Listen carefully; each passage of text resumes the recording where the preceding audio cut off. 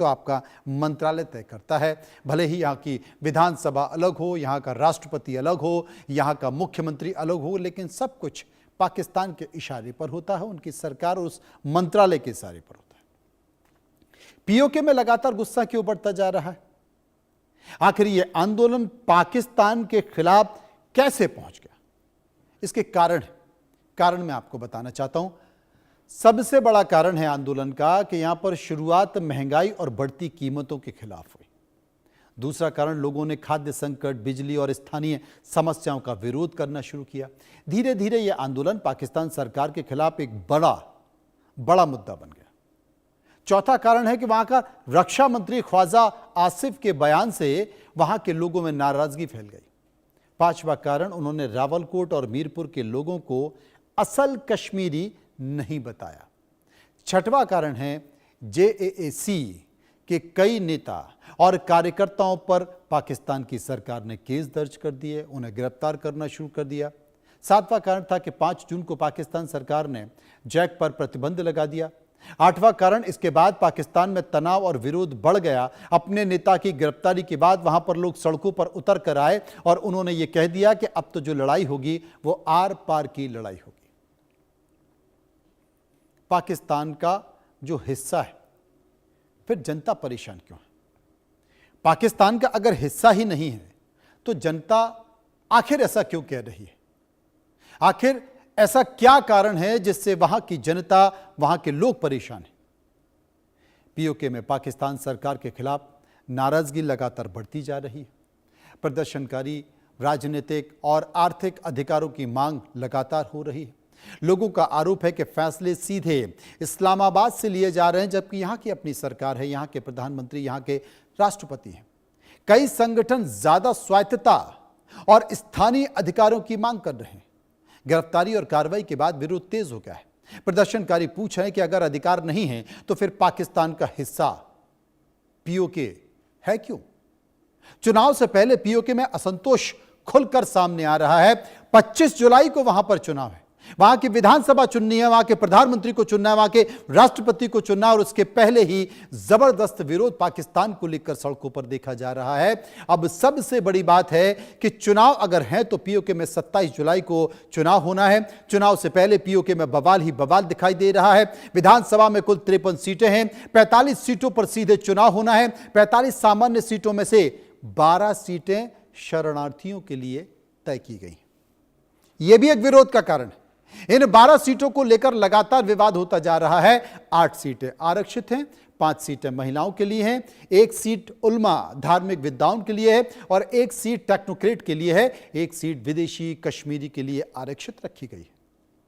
सरकार बनाने में इन सभी सीटों की अहम भूमिका होती है, क्योंकि यही वोटिंग होती है इन्हीं सीटों से। 12 सीटों को लेकर जो विवाद है वो क्या है, वो भी समझ लीजिए, वो भी एक बड़ा कारण है। पीओके में विधानसभा में कुछ सीटें पाकिस्तान में बसे शरणार्थियों के लिए आरक्षित हैं। इन सीटों पर जो वोटिंग होती है वो पीओके के लोग नहीं, बल्कि पाकिस्तान में रहने वाले लोग वोट डालते हैं। अब लोगों का यह मानना है कि इससे पीओके की राजनीति में बाहरी दखल बढ़ जाता है। आरक्षित सीटों के विधायक सरकार बनाने में अहम भूमिका निभा लेते हैं। इन सीटों का इस्तेमाल इस्लामाबाद अपने प्रभाव के लिए इस्तेमाल करता है और प्रदर्शनकारी मांग कर रहे हैं कि पीओके का फैसला पीओके के लोग ही करें। यही मुद्दा चुनाव में सबसे बड़ा होने जा रहा है और यही मुद्दा पाकिस्तान की सरकार के खिलाफ बड़ा राजनीतिक विवाद बन गया है। इसलिए लोग सड़कों पर उतर कर आ रहे हैं। इसी मुद्दे को लेकर हम जनता के बीच गए। वहां जाकर हमने कई सारे सवाल तैयार किए, वो सवाल पूछे, लोगों ने इस पर अपनी राय दी है। जो सवाल पूछे उसमें सबसे पहला सवाल जो हमने लोगों से किया वो सवाल था कि क्या पीओके में 5 जुलाई का आंदोलन पाकिस्तान के लिए बड़ी चुनौती बन सकता है? लोगों की जो राय निकल कर आई उसमें 40% ऐसे लोग थे जो कह रहे थे कि हां, दबाव बढ़ सकता है। 31% लोग कह रहे थे पीओके अपनी लड़ाई लड़ रहा है और 29% लोग कह रहे थे कि आंदोलन से हालात और बिगड़ सकते हैं। दूसरा सवाल जो हमने लोगों से पूछा कि क्या पीओके का गुस्सा पाकिस्तान के लिए बड़ा खतरा बन सकता है? 40% लोगों ने क्या कहा? हां, विस्फोटक हालात वहां पर पैदा हो सकते हैं। 35% तो कह रहे थे हालात अभी ऐसे हैं तो और बेकाबू हो सकते हैं। 22% तो कह रहे थे नहीं, स्थिति अभी वहां पर नियंत्रण में है, और 3% इस पर कुछ भी कहना नहीं चाहते।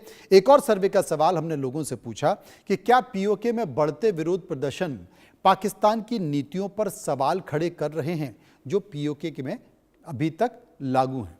39% लोगों ने क्या कहा? 39% लोग कह रहे थे कि हां साहब, गंभीर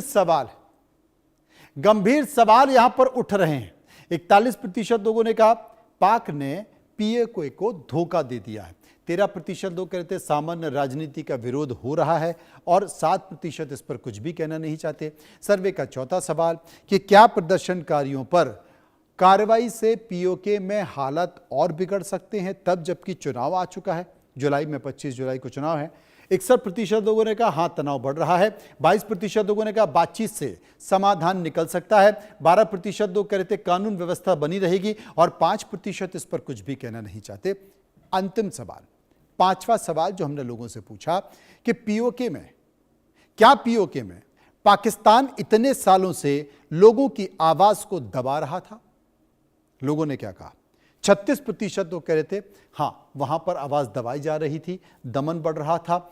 46% लोगों ने कहा पाक ने बहुत ज्यादा अत्याचार पीओके के लोगों पर किए हैं। 15% कह रहे थे नहीं, वहां पर सही कार्रवाई हो रही थी। 3% इस पर कुछ भी कहना नहीं चाहते। चर्चा करेंगे, समझने की कोशिश करेंगे। मेजर जनरल अनुज माथुर साहब, डिफेंस एक्सपर्ट, मेरे साथ मौजूद हैं। प्रदीप कपूर, पूर्व राजनयिक, मेरे साथ मौजूद हैं। Doctor Amjad Ayub Mirza, PoK activist, मेरे साथ मौजूद हैं। और इरशाद अहमद खान, पीएमएल नेता, मेरे साथ मौजूद हैं। सबसे पहले मैं अनुज जी के पास चलूंगा। अनुज जी, बहुत लंबा समय हो गया, अगर देखा जाए तो पीओके, खैबर पख्तूनख्वा, तमाम बलूचिस्तान, तमाम ऐसे इलाके हैं जहां से पाकिस्तान के खिलाफ लगातार आवाज आ रही है, और पीओके में तो कुछ ज्यादा विरोध देखा जा रहा है तब जबकि 25 जुलाई को वहां पर चुनाव होने जा रहा है। पाकिस्तान के लिए कितनी चुनौती, चिंता की बात? जय हिंद मनोज। देखिए, थोड़ा सा इतिहास हम सही समझ लेंगे तो इसको राइट पर्सपेक्टिव में समझने का हो जाएगा। ये जो पीओके का हिस्सा है वो अपनी मर्जी से पाकिस्तान में नहीं गया था, या पाकिस्तान के कब्जे में नहीं गया था। इसको पाकिस्तान ने एक लीगल और फुल एंड फाइनल एक्सेशन के बाद जोर जबरदस्ती से मिलिट्री एक्शन से इन्होंने इसको कब्जाया था, पहली बात। दूसरी बात, यहां पर बुनियादी सुविधाएं, शिक्षा, स्वास्थ्य, आर्थिक शोषण, महंगाई,